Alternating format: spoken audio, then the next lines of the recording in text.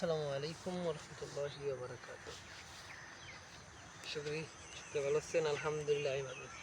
আমি মোহাম্মদ ওগে থেকে মোহাম্মদ শাকুর। দেখেন আমার একদিকে ঘাস কাটা, এইদিকে দেখা এই যে আলহামদুলিল্লাহ যারা গাছে কীরকম বড় হয়েছে, প্রায় 6 ফিট প্লাস। এই দেখেন আমি আলহামদুলিল্লাহ আমার পুরো গাছ বড় হয়েছে।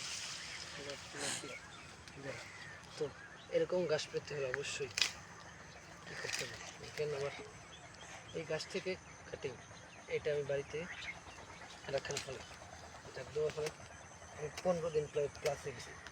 আমার জমিতে অনেকগুলো চারা গেছে, অনেকগুলো ট্রেনি বা পরিবেশ বা সমস্যা মারা গেছে। দেখেন কি বড় বড় দূরত্ব, আমি সেই দূরত্ব বজায় করার জন্য আবার আমার এই চারাগুলো রোপণ করছি। ওকে আমার গাছ আরও বাম্পার তাই এখন বেশি হতে হবে, কারণ চারা উঠবে মরবে, এটি স্বাভাবিক। কারণ সব তো আর পরিবেশ ঠিক থাকতে পারে না, সে মরবে উঠবে। কি সুন্দর স্মার্ট নেপিয়ার, এটা হচ্ছে স্মার্ট নেপিয়ার গাছ। ওর দিক থেকে হয়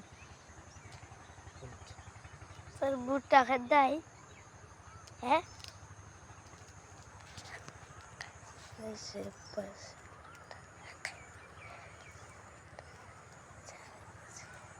দেখতে পাচ্ছেন।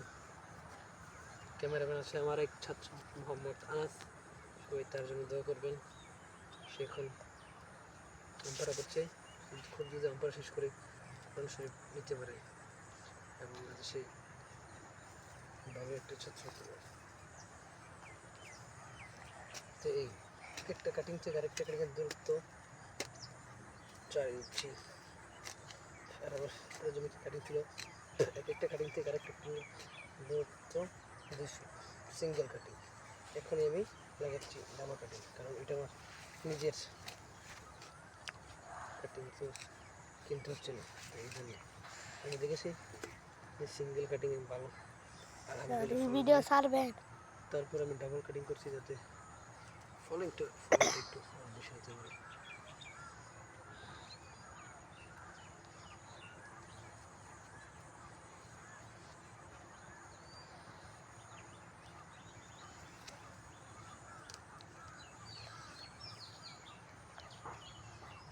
সুন্দর করে বিশাল আমার ক্ষেত্রে আগাছা কাটি, কারণ প্রথমবার যে তোমার ছোটো বাগিনী গাছ কাটছে, ছোটো সে আগাছা পরিষ্কার করে নেই।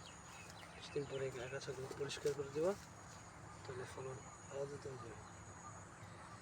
দেখেন গতকালকে এটা কেটেছি, দেখেন এখন এই গোড়া অঙ্কুরোদ্গমন হচ্ছে।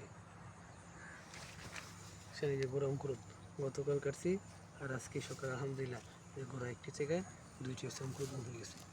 এটাই তো আলহামদুলিল্লাহ ভালো ফলন হচ্ছে।